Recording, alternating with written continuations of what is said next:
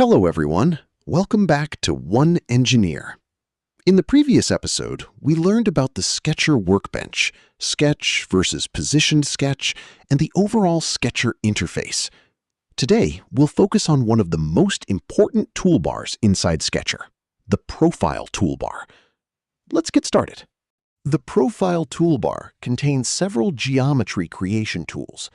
The most commonly used are point, line, rectangle, profile, circle, arc, spline, ellipse, axis, construction geometry. In this episode, we'll understand the purpose of each tool. The point tool creates a single point in the sketch.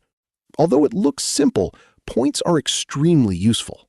They can be used as reference locations, hole centers, construction references, and constraint targets. In industry, points are often used to define exact locations before creating additional geometry.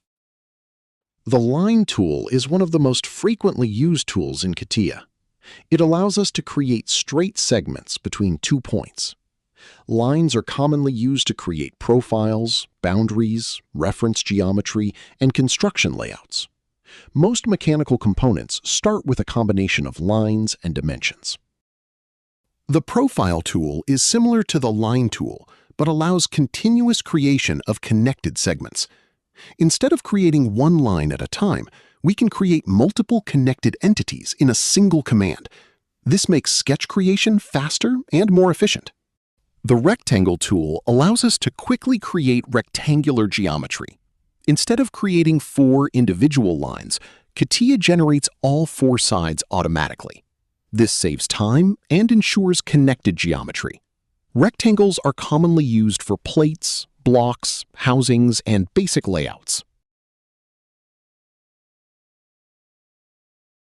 The Circle tool creates circular geometry by defining a center point and radius.